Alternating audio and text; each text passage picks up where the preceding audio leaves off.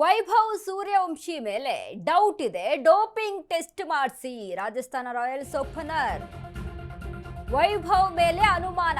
ವೈಭವ್ ಸೂರ್ಯವಂಶಿ ಮೇಲೆ doubt, doping test ಮಾಡಿಸಿ. Rajasthan Royals opener Vaibhav ಮೇಲೆ ಅನುಮಾನ. 8 ಮ್ಯಾಚ್ ಅಲ್ಲಿ 134 ಸ್ಟ್ರೈಕ್ ರೇಟ್ ಅಲ್ಲಿ 357 ರನ್.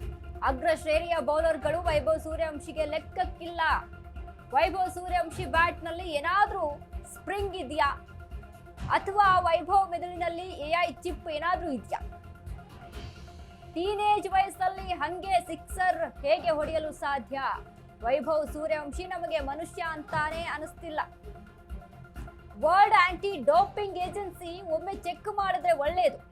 ವೈಭವ್ ಸೂರ್ಯವಂಶಿಗೆ ಒಮ್ಮೆ ಡೋಪಿಂಗ್ ಟೆಸ್ಟ್ ಮಾಡಿಸಿ ಅಂತ ಹೀಗಂತ Pak cricket analyst Nauman Niaz comedy. Vaibhav ಬಗ್ಗೆ ಕುತೂಹಲ ಮೂಡಿಸಿದ ನೌಮನ್ ನಿಯಾಜ್ ಮಾತು.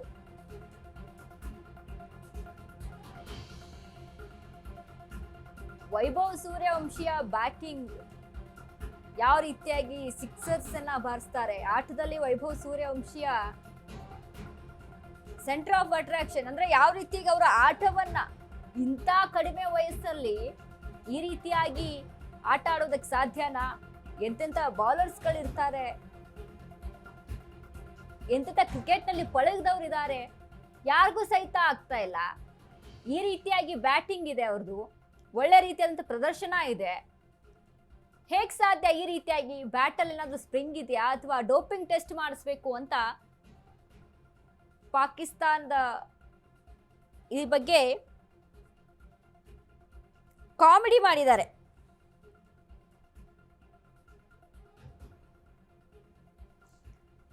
ಎಸ್ ನೋಡಿ, ಯಾಕಂದ್ರೆ ವೈಭವ್ ಸೂರ್ಯವಂಶಿಯ ಆಟ ಏನಿದೆಯಲ್ಲ, ಅವರ ಕ್ರಿಕೆಟ್ನಲ್ಲಿ ಅವ್ರದೇ ಆದಂಥ ಒಂದು ಹೈಪನ್ನು ಕ್ರಿಯೇಟ್ ಮಾಡ್ಕೊಂಡಿದ್ದಾರೆ, ಅವ್ರದೇ ಆದಂಥ ಒಂದು ಚಾಪನ್ನು ಕ್ರಿಯೇಟ್ ಮಾಡ್ಕೊಂಡಿದ್ದಾರೆ. ಈ ಒಂದು ಹಿನ್ನೆಲೆಯಲ್ಲಿ ನೌಮನ್ ನಿಯಾಜ್ ಮಾತು, ಪಾಕಿಸ್ತಾನದ Nauman Niaz cricket analyst Nauman Niaz comedy ಮಾಡಿದ್ದಾರೆ. ಈ ರೀತಿಯಾಗಿ ಹೇಗೆ ಸಾಧ್ಯ ರೀ ಈ ರೀತಿಯಾಗಿ ಆಟ ಆಡೋದಕ್ಕೆ? ನಂಬೋಕ್ಕೂ ಅಸಾಧ್ಯ. ಇಂಥ ಕಡಿಮೆ ವಯಸ್ಸಿನ ಹುಡುಗ ಈ ರೀತಿಯಾಗಿ ಕ್ರಿಕೆಟಲ್ಲಿ ಒಂದು ಮೋಡಿನೇ ಮಾಡಿಬಿಡ್ತಾರೆ ಅಂತ ಅಂದರೆ ಹೇಗೆ ಸಾಧ್ಯ ಆಗುತ್ತೆ? ಹಾಗಾಗಿ ಒಂದು ಟೆಸ್ಟ್ ಮಾಡಿಸ್ಬೇಕು, ಡೋಪಿಂಗ್ ಟೆಸ್ಟ್ ಮಾಡಿಸ್ಬೇಕು ಅಂತ Pak cricket analyst Nauman Niaz comedy.